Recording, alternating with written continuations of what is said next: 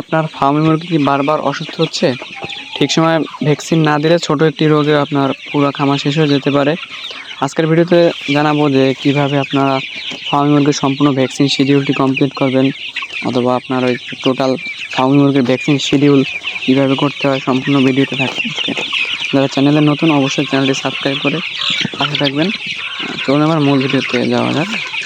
Vaccine কেন জরুরি? আপনার ফার্মি মুরগি তুলনামূলক শক্ত হলেও এটি কিছু ভাইরাসজনিত রোগ খুবই ছড়িয়ে পড়ে, বিশেষ করে আপনার রানীক্ষেত, গাম্বুরো, ফাউল পক্স, এগুলো মৃত্যুর হার অনেক বেড়ে যায়। তাই হচ্ছে সঠিক সময়ে ভ্যাকসিন না দিলে আপনার যেমন মুরগিতে একটা রিস্ক বা আশঙ্কা থেকে যায় মৃত্যু হারের, ঠিক তেমন হয়েছে আপনার ডিম উৎপাদন অথবা আপনার ওজন বৃদ্ধিতে আপনার একটা ধাক্কা পড়ে যায়। তো ভ্যাকসিন শিডিউলটা কীভাবে দিতে হয় অবশ্যই দেখবেন। তো প্রথম হয়েছে রানীক্ষেত প্লাস ইনফেকশন ব্রঙ্কাইটিস। বাচ্চা প্রথম একদিনে BCRDB বা IV ভ্যাকসিন চোখে 1 ফোঁটা করে দিবেন।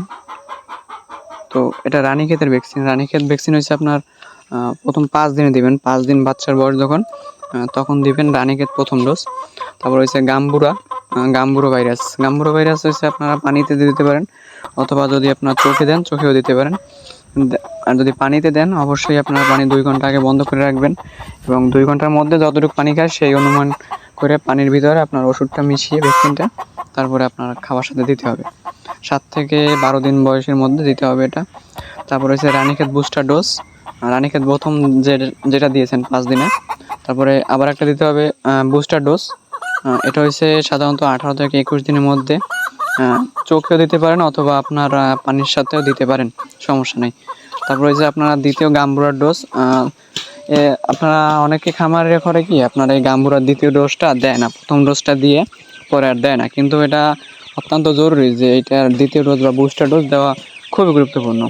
এটা হচ্ছে সাধারণত আপনারা 25 থেকে 30 দিনের মধ্যে দিবেন, তাহলে ওইটা আপনার বুস্টার ডোজটা আবার শরীরে পাবে এবং রোগ প্রতিরোধ ক্ষমতা বা ইমিউনিটি বুস্ট করবে।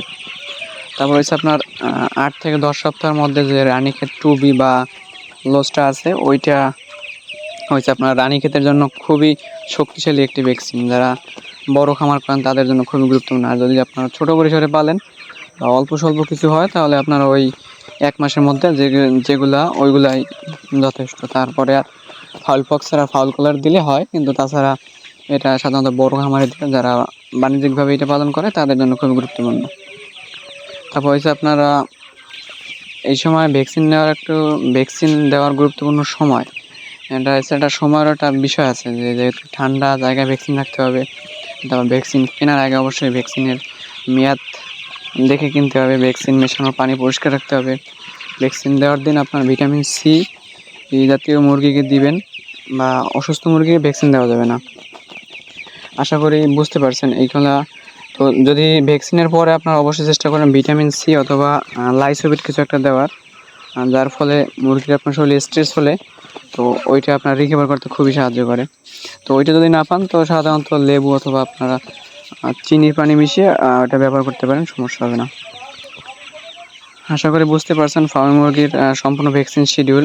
ভিডিওটা ভালো লাগলে লাইক দিন, আর চ্যানেল নতুন হলে অবশ্যই চ্যানেলটি সাবস্ক্রাইব করে পাশে থাকবেন। ধন্যবাদ সবাইকে।